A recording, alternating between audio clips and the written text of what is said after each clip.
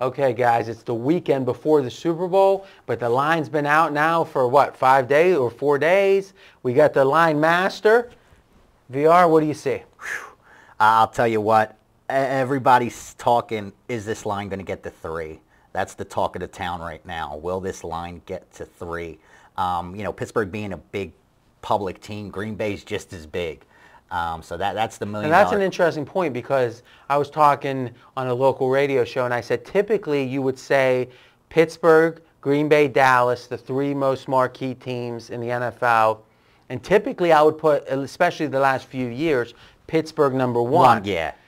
I think now Green Bay has just a little bit more public shine on them. It's close, but I think the Aaron Rodgers factor is what's causing that. Well, the thing is, the Green Bay Nation was so huge with Favre, and for a period of time there in the late 90s. Have you ever heard of Vince Lombardi? Yeah, well, I'm talking about lately. Okay. I'm talking about lately. I mean, there was a lot of new Packer fans that loved that Favre era. And then when he went away, and Green Bay wasn't as dominant, they kind of fell a little. But you had those diehards, the Vince Lombardi fans, that still passed it on generation to generation, little cheeseheads.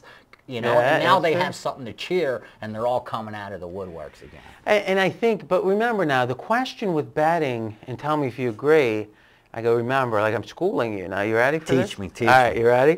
It's not so much who has the bigger fan base. Yeah, that's going to dictate somewhat what the crowd's going to be like in the Super Bowl. The question is, 90+% of the people betting this game will not be fans of either super team. Fans of either team. They might like one more than the other. But if you had all the bettors on Super Bowl Sunday say, who's your number 1 NFL team, what's it going to be? 10%, 12% are going to say one, combined, or going to be one of the two. So now the question is, who looks hotter? Who's the sexier? Who's the sexier team? And I think the Aaron Rodgers factor is making Green Bay the sexier team right now. For sure. And the way they've done it, I mean, you're talking about this team's won 3 straight road games in the playoffs, and they've done it in convincing fashion. I mean, they went into Philadelphia. Philly had a chance there at the end, but they more or less dominated that game from beginning to end. They went into Atlanta and made them look like a college team in the second half. And they went into Chicago and ended up shutting them down completely, more or less.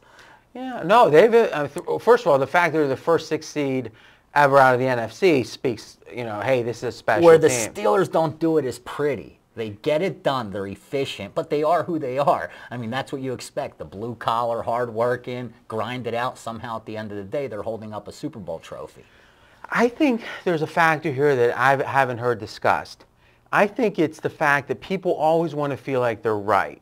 There's a psychological term called cognitive dissonance. If we believe something, we're inclined to see things that way. So if you think someone's a nice guy and he says, thank you, you think, oh, look what kind of nice guy he is. If you think he's not a nice guy and he says thank you, you think, what's he being a smart aleck? Yeah. And I think that's that way with football. And I think that for the first time in a long time, Pittsburgh came in as a team that many people were picking third in that division. Exactly. So then as they kept winning and kept going, people had to acknowledge it, but there was always a sense of, well, they don't have a good offensive line, and they can't really run anymore. It seemed like all year on Mike and Mike and the different ESPN shows, there was a sense of people being apologetic for how well Pittsburgh's playing. And don't forget, they didn't have their starting quarterback the first part of the season. I agree with all that, but what I'm saying is people were hanging on to that preseason mentality that Pittsburgh was 22-1. Right. Green Bay was the opposite. They were they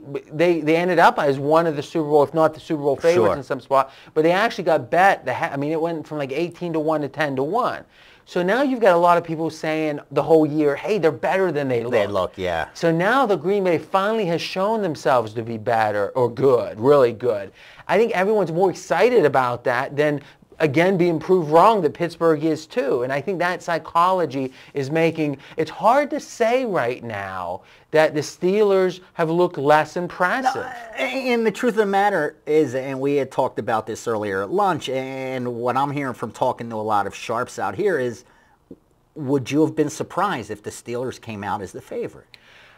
Well, how shocked would you be? Obviously, based on the perception, which we're talking about, this is the biggest bet game.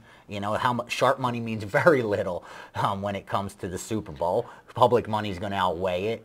And heavily. that's a good point. Along the spectrum of how public a game is, this is the most extreme game in the sense of being super We may public. speak early the first couple hours, the first few days, but that's it after that. From now on, anything that happens to that number is going to come from the public's money. It's not going to come from the wise guys. They hit the game already. Now, we're estimating at pregame.com that $10 billion is going to be bet worldwide on this game, and we're guessing $100 million in Vegas, which would break the record. I think it's 95 million was the Steelers against Seattle. But we think with the economy better and the two marquee teams, it's going to be a lot of bad. We're again 100 million. We're thinking that can be upward. That's why they don't want it though to get to 3. That opens the door for just why would you want to open that door where something so bad can happen? Well, but that's the thing though, Ace, is if only a minority of the money has come in so far, they really think 3 would split the action, they'd probably go to 3 now, because whatever's been bet by the wise guys so far is going to be a small percentage. Exactly, if they're hold. So if anything, this is almost like back in the old days, they used to, like the offshore books would put out their lines to only like 10 or 12 people. They had 10 or 12 people that it was almost like the Stardust Lottery. Right. So let's talk about that, because that's something more people know about. You used to be at the Stardust Lottery. Every day. So they would put up the first line, and you would get in line and have number 3 or number 14 or whatever. Depending on where you were in line, you get to bet into their number. And what they were figuring was, all right, we're going to take a limit bet from these super sharps. Exactly. But before we open the line up to the public, these guys are going to tell us where we're wrong. And it's worth letting this guy get down 3,000, 5,000. And I think that's the way you can look at the first 4 or 5 days of this Super Bowl. That's exactly what happened, and that's why you saw difference. I saw pick out there when it first came out. Well, pick was a pinnacle when it was halftime of the Steeler game. Yeah, that. And that's what I'm talking about. Like, a lot of people are saying they didn't even know exactly what to do, who to put as the favorite. Do you go off straight power ratings, or do you have to factor in public perception? If you go off public perception, the wise guys are going to hit you. If you go off straight power ratings, they might leave you alone, but how do you know you're not going to get one-sided by the public? If you would have brought the game out at Pick'em, you might get 75% of the bets all on Green Bay. Yeah, I think the very fact that this line hasn't really moved, and again, some people opened 1.5, but very quickly it got to 2.5. The fact it doesn't seem like it's really moved to me from here or from that initial open very much tells me this is the right number, and I'm going to be surprised if it gets to 3. That's what I said. I don't think so. I mean, you might see some of your square shops go to 3 even money. Just to test the waters out a little bit, and see if they could keep the wise guys away from taking the 3, but make the square bettors that are willing to bet Green Bay regardless of what the number was going to be anyway, have them take the worst of it by forcing them to lay 3. Now, I've been heavy on Pittsburgh for weeks now. Every video I've done, they've been my best bet, and we've been covering. I'm not crazy about this game. And I talked about this on the pregame podcast with Dan, and you can get those, as you know, at pregamepodcast.com. Actually, you just did a podcast. Yeah, with Gil this morning, man. Yeah. So, and we're taping on Thursday here. But what I said was there's one thing that Pittsburgh's susceptible to, and it's an elite passer. An elite passer. And someone that could hit them on the outside. And to me, Troy Back, you're not going to exploit the middle like you did when he was gone. But you could exploit the corners. But I mean, I still think Pittsburgh has a super above average defense, maybe top 5, top 7 in the league against the pass. I think against the run, against a team that can't pass, they're one of the best 5 defenses of the last 10 years. What makes this so interesting is how is Green Bay going to approach this? Because, first of all, even if you have a great running game, you're not going in thinking you're going to run on the Steelers. You may try to establish the run, but you're going to have to abandon it somewhere because you're not going to get it done. I mean, we've seen it now over and over, week after week. So I think Green Bay has to come in thinking, we're going to throw. That's it. But we don't even have to worry about us running. If they do that, though, and it's going to be that kind of wide-open game, seeing this total drip down, that's what's giving me concern. If you know the clock's not going to be ticking, if you know Green Bay's going to throw the ball, and there's going to be some offense, if Green Bay starts throwing the ball and having success throwing the ball, Pittsburgh's going to have to open it up as well. And that brings up another point. If the center Pouncey's out, and right now it looks less than 50% he's going to play, then Pittsburgh is probably going to have even more trouble running the ball than they would have otherwise. And now it's sandlot time, which tends towards more throwing. Exactly. And on that surface, they're playing a quicker, faster surface. But looking at how that total's dropping, it seems like the sharper bettors, aren't concerned, and they think these defenses are going to show up and create havoc for the offenses. And like you always talk about, is if the sharps bet early, they love a game, especially when it goes against what the public typically or is projected to do. I'd say 75-80% of the time, if you see the sharp money go dog and under early, it's a legitimate strong move. And Super Bowl being the most public game, you can expect late over money, but they're rushing. And again, it's over. What are you seeing now? I'm seeing as low as 44 right now. And most say they don't want to drop it below that, and they won't 44 have to. Is one of the two key numbers. Exactly. And they're thinking they won't have to. And most sportsbook guys out here think the line will go off at 45 and higher, 45 and a half. Won't get up to that 47 that some were hoping. Yeah. A lot of guys, that's what they were thinking like I was. I'm not going to lie.